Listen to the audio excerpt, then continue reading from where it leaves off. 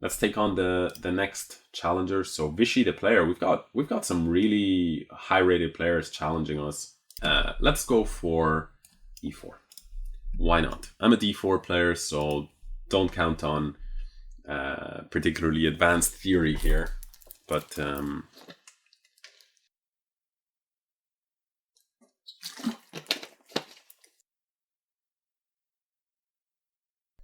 actually did a series on the French defense for my personal YouTube channel recently, but with theory, what happens is that if you... Okay, so a5, this is... I've never seen this move in my life. I mean, I don't know if the idea is b6, bishop a4 stuff. I mean, chess is too advanced for this old man. Yeah, a5 just... I don't know. I don't understand the move. Okay. So, well, let's go just normal chess here. I'll go bishop here. I guess he can go... Actually, maybe he can go c5, c3 stuff and try to pretend that he's tricked me. Okay, a4, I could go a3, c5, c3, takes. These positions are then... The insertion of this should be good for me. Because now... maybe it's good for me, maybe it isn't. Have I somehow been tricked here? Maybe I didn't need to play a3. Actually, no, I didn't need to play a3 because... So the idea is maybe to stop these b3, bishop b2 ideas and challenge me on this pawn. So, yeah, I feel like maybe I've somehow gone a bit wrong, a bit astray. Okay, let's go... Basically what he wants is, so if I castle, he wants queen b6 and then put too much pressure on this pawn and the pawn drops. The idea that I have is to just let the pawn go. Yeah, I'm gonna play, and the other idea that I have is to try to reroute. But if I reroute like this, queen here, I still don't have bishop here.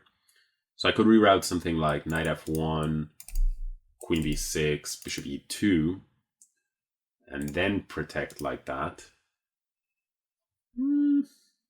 Yeah, okay, why not? That's quite attractive to me.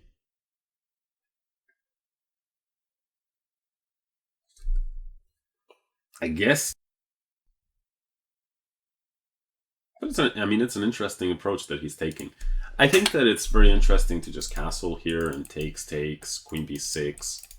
And then there are some French lines where you just give up the pawn. So you go say rook e1, he takes everything, takes here, everything. In the end, he's up a pawn, but I go knight f3. He has to move the queen back. And then I play, you know, for some quick attack.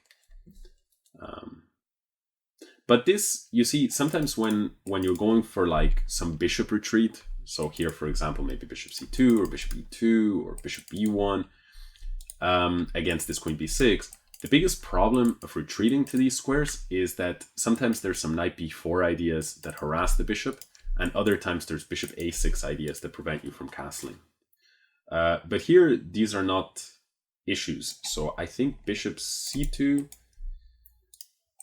Bishop c2 is interesting, but queen b5 is maybe a little annoying.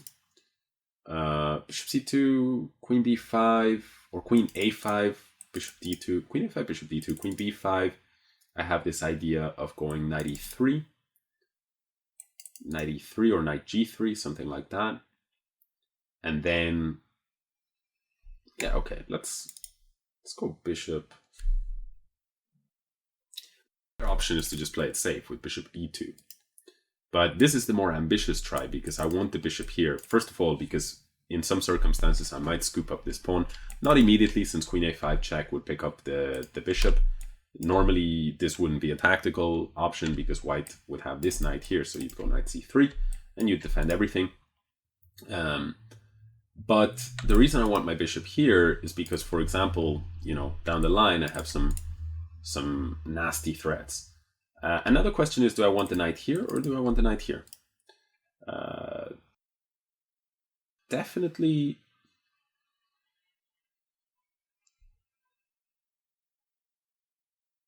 And also, do I want to just play h4 and say if you castle, I'm going to have some kind of strong attack.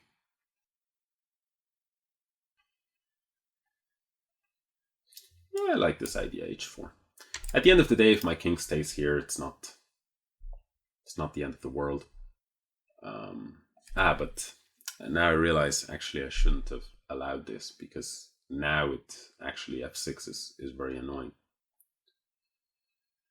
Yeah, this was a bit of a foolish idea, too ambitious.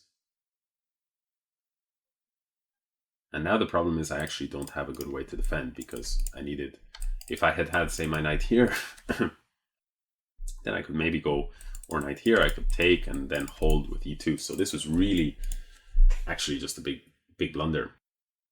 So now what do I do? My opponent is simply outplaying me with this strange style, but he's ultimately outplaying me.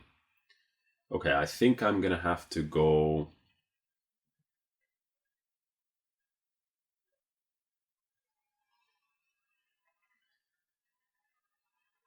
knight here, and then I'll take. So in the end, I am gonna have to sacrifice a pawn.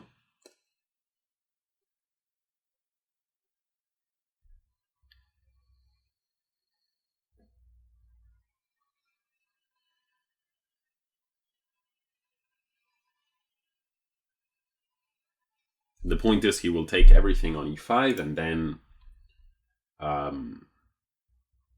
I'll probably do queen h5 check, something like that. Maybe not queen h5, I don't know. Maybe I'll just castle. And I'm hoping that, although I'm down a pawn, that's not the end of the world, it's just a pawn. And what I'm hoping for is that his king will struggle to find a safe haven, because once you go like this and you take, of course, with my bishop raining down on the king side, there's some attacking prospects. And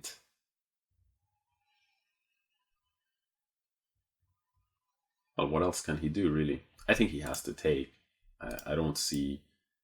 Actually, I'm confused as to what he could even be thinking about as an alternative. Maybe he's thinking about kingside castling.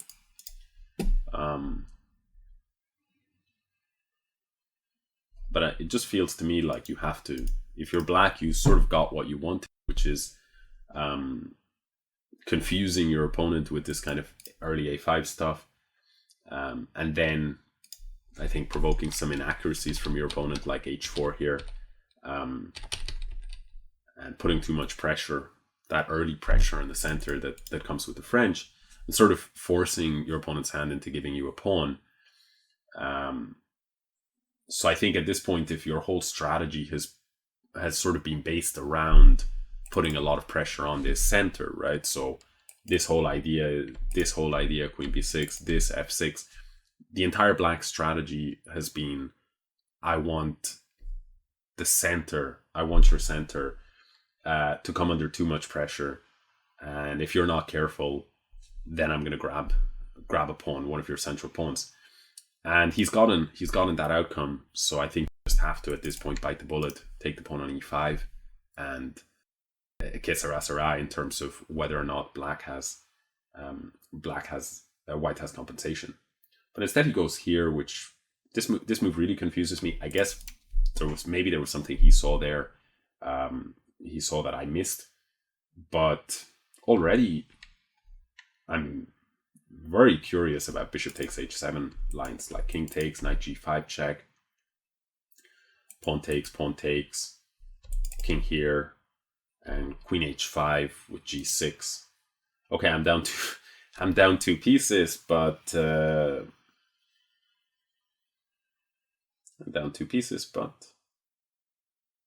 I'm not sure that I see a way for him to get out of those problems. And if he goes king g8, so let's say he goes bishop takes, king takes, knight g5, king g8 in that position. So my knight is here, his king is here, he has no h-pawn. Then I will go queen h5, and I would create the threat of queen h7, and he has to play. I think, just takes. So takes and takes. But at that point, I am down 2 pieces. And I don't know that I have an immediate threat. So another approach is knight g5 first. Some serious calculation work necessary here with very common themes, but very challenging in the amount of time. So the point is there, if I takes, then I have h takes g5, which is a better order because after king here, I sack this rook. But he goes king here, f7, queen check, g6, queen check, king here, queen takes, king d8 seems to be able to just about run. Knight g5, pawn takes on the other hand. And there, if he goes g6, I can go rook takes, king takes, then that would be mate, but bishop takes g5. Maybe I'm somehow not pressing, but it's so tempting. Okay. I think it's too tempting to not go for it, guys. Too tempting to not go for it. Okay, so let's go in which order that I feel was a little bit better. I feel knight g5. I guess he can also take here, but takes should be good. Knight here. F takes g5. Okay, let's go in this order.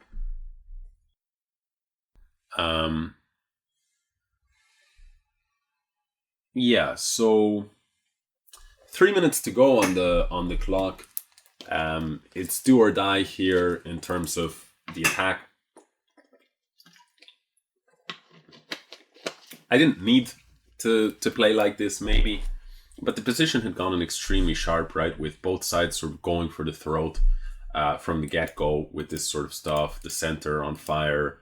Now d4 is hanging, but the logical sort of underpinning behind these ideas potentially working is just that white has quite a lot of pieces that can get into the action against the king, and black's army is concentrated on the queen side. So he goes knight takes d4, which really surprises me, because can I not just take here?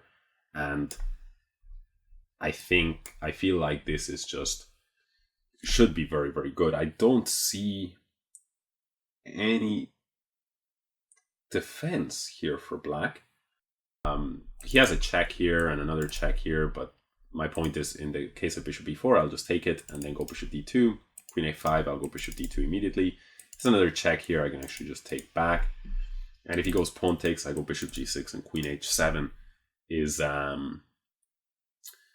crushing. So I think my opponent played some really interesting, enterprising opening stuff, but unless I've missed something very serious here, I think that he didn't find a good response here. Knight takes d4. Of course, it's nice to take this pawn on in the center and hit the bishop, but I'm not sure what he missed, because this is quite thematic, this queen h5 stuff. So maybe he missed, unless he has something. I mean, but I know I'm not seeing anything. g6, for example, would just be met by bishop takes g6, king g7, and then queen to h7.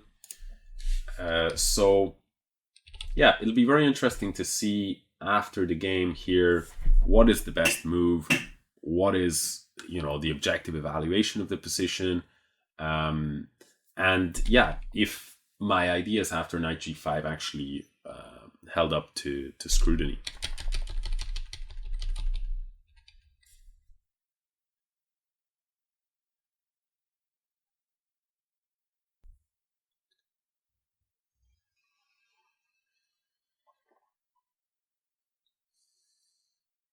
So my opponent, I guess he's thinking a long time here, just trying to find a defense, but this bishop g6, queen h7 stuff just seems to be over.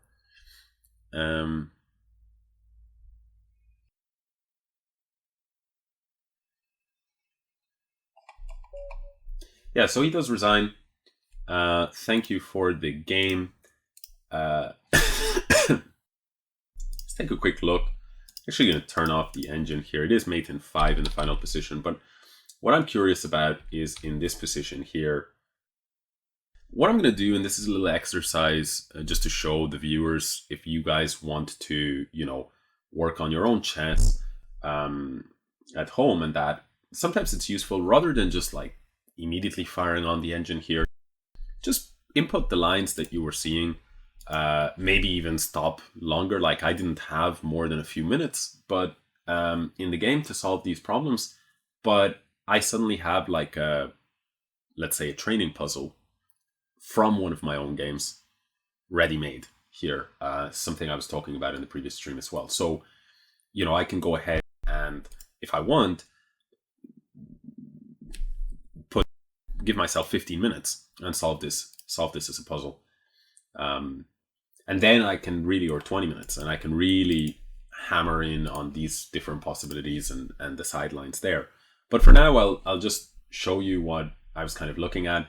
So for example, I was looking after bishop takes h7, king takes h7, knight g5. First of all, king h6 I didn't really stop to consider, because the probability that this move isn't immediately losing is pretty much zero, because you're walking into this and you're walking into this check. So for example, already I see knight g4, check, king h5 will just be some discovered check and mate on h5 next.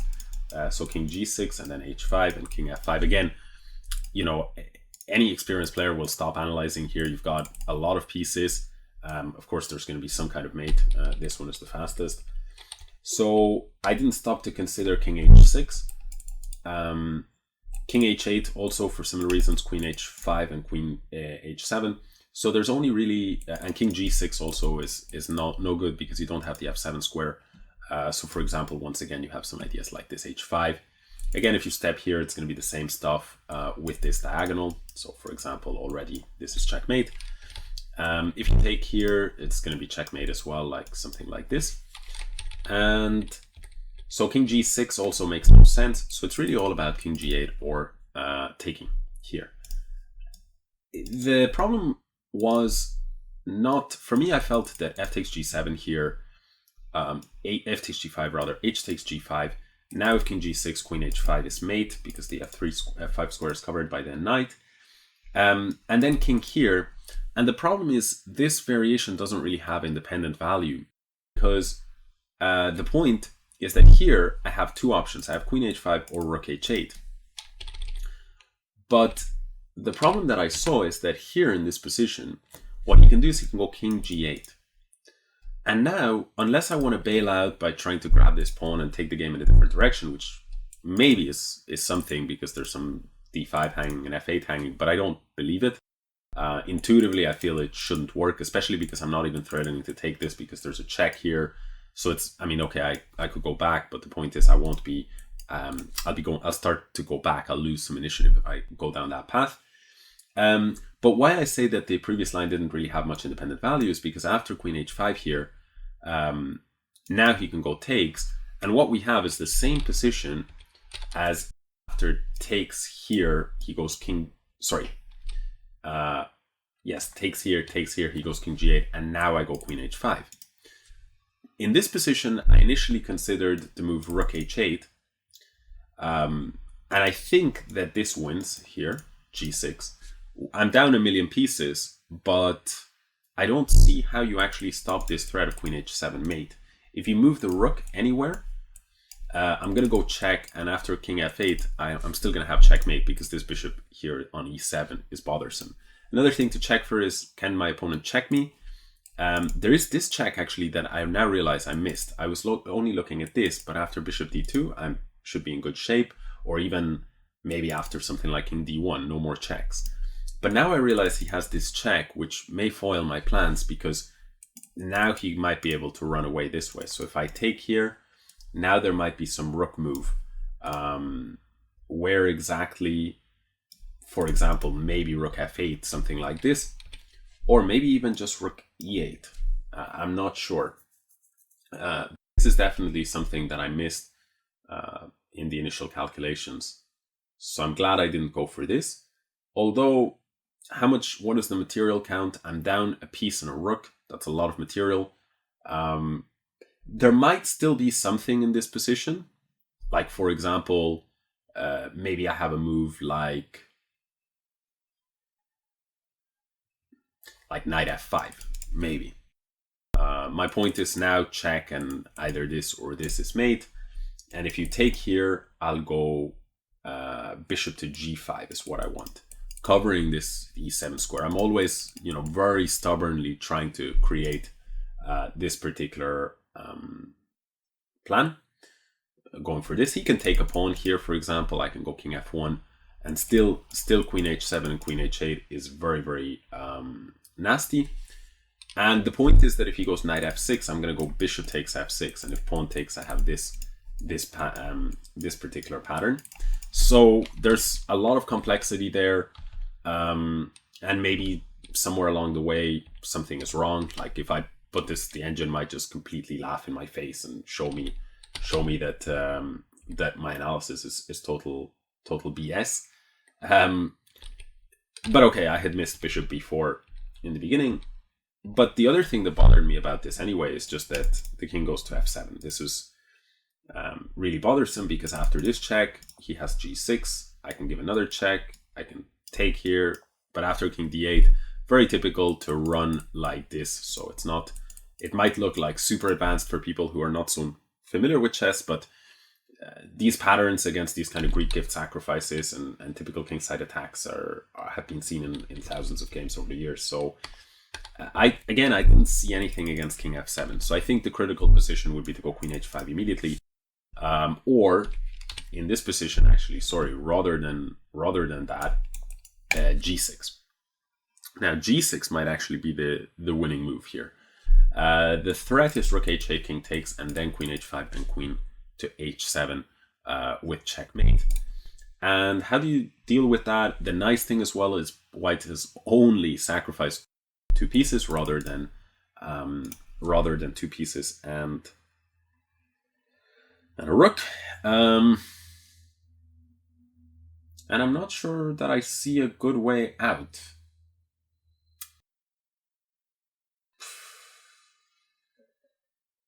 I don't see a good way out. You can maybe do this bishop b4 stuff, takes, and then try to have some square for your rook, something like this. But the problem here is you actually haven't sacrificed that much material any longer as white. You've just sacrificed a piece, and the situation here is really bad for black. So for example, now maybe a calm move like queen f3 might potentially win the position if the more sort of drastic measures that don't work out. I'm just trying to see if I have any other ideas in this position. I mean, I feel that once again, this knight f5, pawn takes, and bishop g5 stuff might be the way forward. Just taking away this square, my threat is rook back and queen here, and queen h7 will be checkmate very soon. And if he goes knight f6, again, I can play maybe even rook h8, king takes, and bishop takes f6 with the intention of going queen h5, or I can just go, if knight f6, I can go takes, and if he takes here, I can check, and still this is going to be mate. So here and here, the king will end up on f8. If he goes here, I can probably win.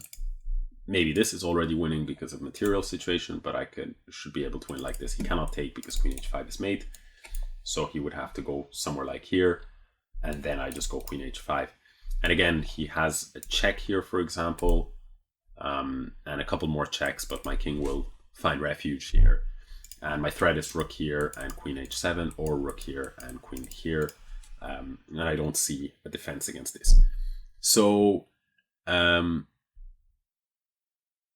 sorry, yeah, I have to stop hitting the desk. I have this habit for quite a while, and it was even mentioned to me before this stream as something to be careful about, but I just completely forget because I'm caught up in other stuff. So I'll try and eliminate that habit. But as they say, old habits die hard. Okay, so now that we've done the analysis, we can see how much of that actually holds up scrutiny when we check with an engine. So immediately the engine says, in fact, the direction that you should have gone in is queen d3, and bishop and knight g5 is a bad idea. It says it's a bad idea because after f takes g5, well, my idea was h takes g5. I just realized now that we didn't actually look at this variation, and it just says that after rook f5, okay, it doesn't say it's a terrible idea, but it says that after rook f5, black is slightly better. G6 was sort of the human move that I'd looked at, and I was looking at this position. And now queen takes d4, and it says, okay, you can do something like this, take this guy, but even this position after knight takes e5, black actually survives the assault. So the question is, what about bishop takes h7?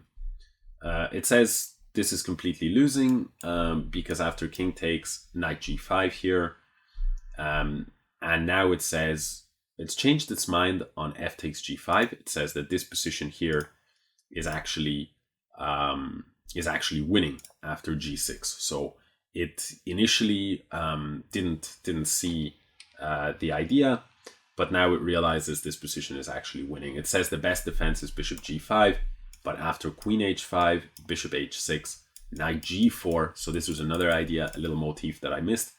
Knight g4. This guy here is about to fall, and with it, probably the game. So some messy stuff going on there, but it looks like overall it's pretty crushing. So the issue though is king g8, and here we were saying queen h5, f takes g5, and h takes g5, and this position here.